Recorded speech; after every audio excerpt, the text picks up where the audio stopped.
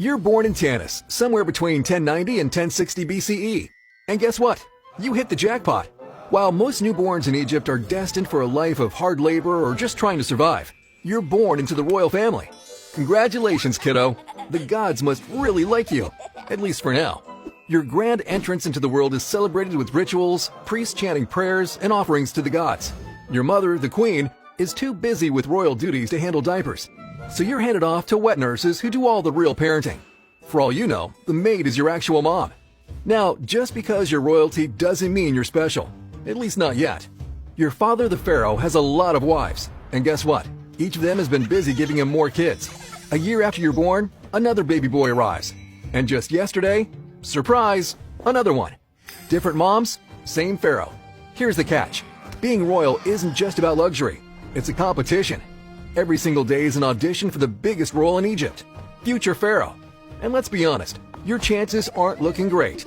You've got 2 older brothers ahead of you. And spoiler alert, they don't like you. By the time you hit 4 years old, you're shipped off to the school of princes. Playtime? Never heard of it. While other kids are busy messing around with toys, you're drowning in math, language, history, and geometry.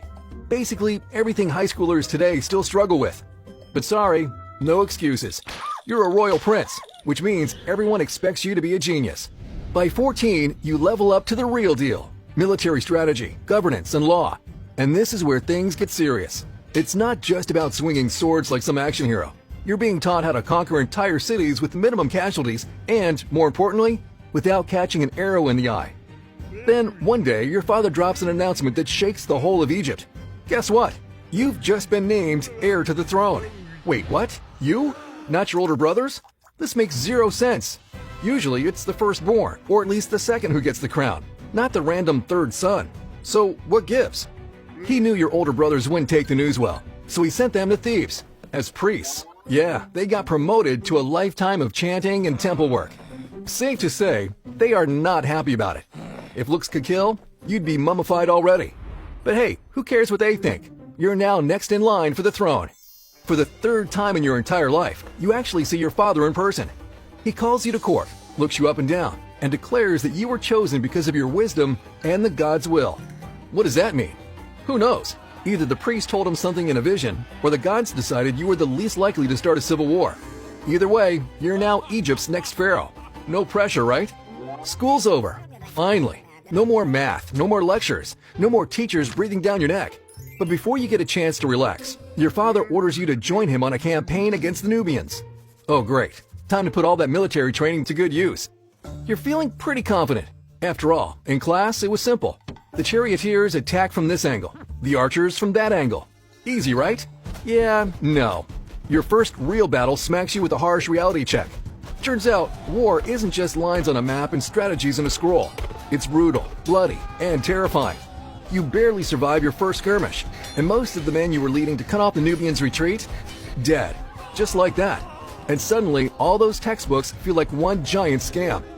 After that disaster, you spend most of your time back at the royal palace, shadowing your father. You quickly realize that being pharaoh isn't just about wearing a cool crown.